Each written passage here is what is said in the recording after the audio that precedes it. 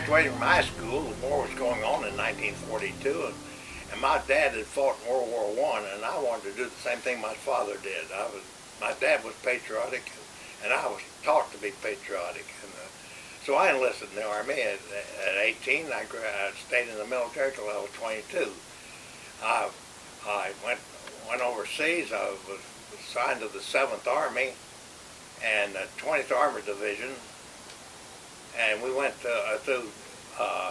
did a lot of cleanup work in Holland and Belgium, and then we got really, my fighting in Germany really began on the Rhine River. I was not in on the landing, so had some interesting battles on the Rhine River, and then we progressed all the way through Germany with the 7th Army, and we liberated 4 camps. 3 of them were, one of them was English, one was American, and the other one was Russian. And then we, of course, liberated Dachau. Part of my outfit, the 33rd Cavalry, was sent on patrol to knock out the Munich radio tower, which was the largest transmission tower, second largest radio transmission tower in Europe.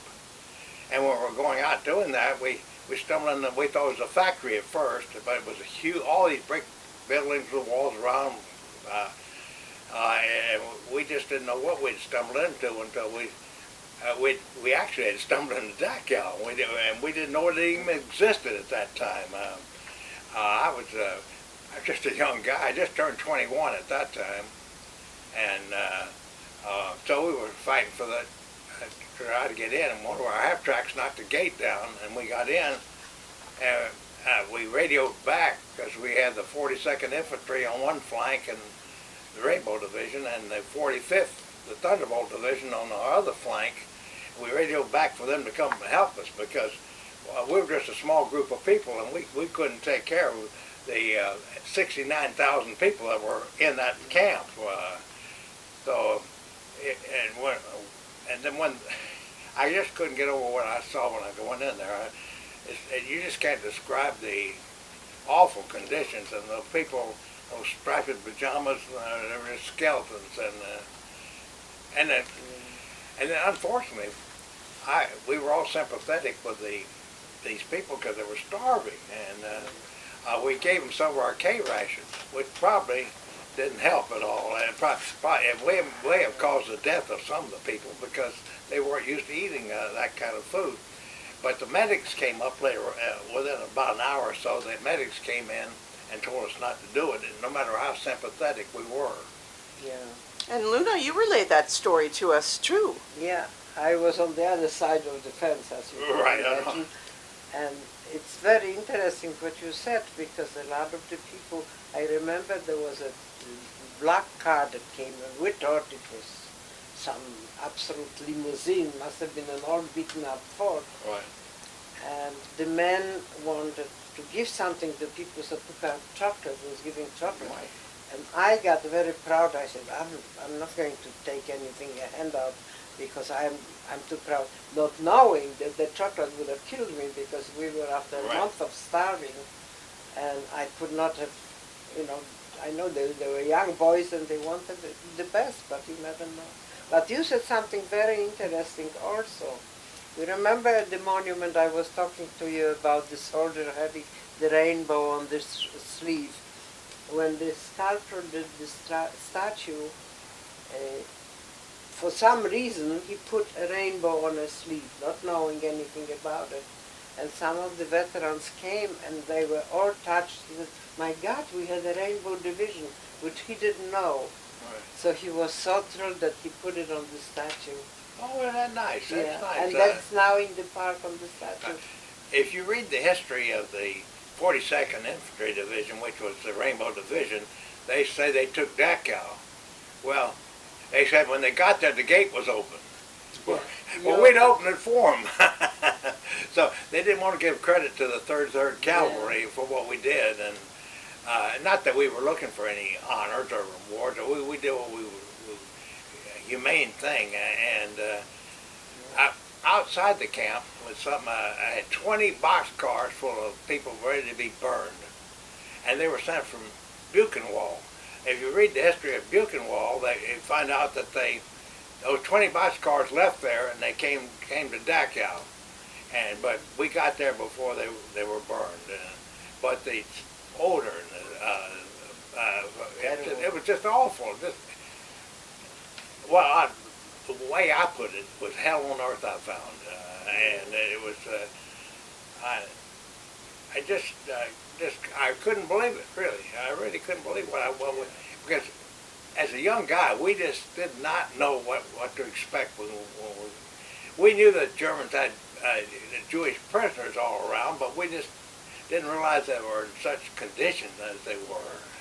They didn't treat them like human beings.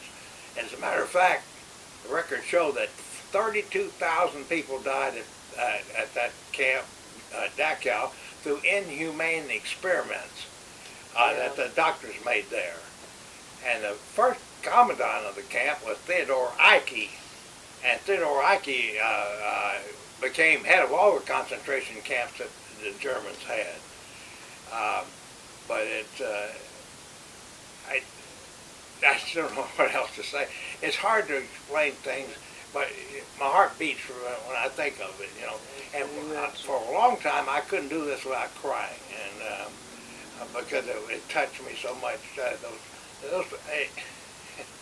Even now, I just feel like tears coming because it was so touching when we got there and experienced a young man, 21 years of age. I hope no one else has to ever see it. Luna, you described it as relaying it to us now, almost like telling a science fiction story, like it's not... You know, what I was telling them, that I have my prison dress with me here, the striped dresses that you found. And I think that I probably took it to have a tangible document because I thought, you know, years later I won't believe that I was there. And I keep it because I feel this is my, whenever I doubt, I have my proof that I was there. Right. You come to the point where you don't think it's reality. Right. It's just a fantasy. You know, when you're talking about the carts of the corpses, that's when we got to Skarżysko, which was our first camp. The first night I went to the latrine, and on the way back I kind of took a wrong turn, and there was a big crate, and I looked at the crate, and it was overflowing with corpses. And I said, you know, we don't have a chance of surviving if this is what I see. When you said at the carts, that's what they did. They just piled up the people like garbage. It's the crate like you see here to collect garbage in the big, next to a big house. You had to realize in those 20 boxcars there were 2,000 people. Yeah. 2,000 people to be burned. It's just unbelievable. It's something that well, I get all emotional when I start to think about that. You know, they were talking about it that we had every now and then we had this horrible smell. Yeah. And we called it, this was the frying pan, that they taken the bodies to the frying pan. Yeah. They were exterminating people, they were burning the bodies, so you could feel the odor would come all over the camp. It had to have been, Luna, it had to have instilled such a fear when... I don't know whether you left with fear. There was a lot to be afraid of and a lot to be concerned. You kind of took it, this is what was happening. I'm sure that other people felt differently, but I just said, you know, I have to keep on going. And I didn't let the fear take me over and paralyze me, because I thought I have to survive because I have to succeed in my life by surviving. This was my vengeance. Right. Oh. I said, this is how I'm going to have vengeance, by living a good life and not having prejudices. Well, this is a sort of a little side story, but we took Hitler's home. We're in Berchtesgaden, Oh my. And when I went in we took that area, so, and what I did as a young guy, carved my initials in his home. And I took several books out of his library, which I wish I had today. But after about 2 days of carrying them, I decided to get rid of them because I had to carry ammunition around my waist and a weapon and all that. Only one thing that I also wanted to once more thank you for Oh, what you have I don't done do for us, it. because this was really the most wonderful thing. You gave us our life. Well, I was taught to do that by my father. I always give my father the credit. And by the way, my father was a Mason too, by the way. And my grandfather was a Mason. And my son's a Mason. And my grandson is a Mason.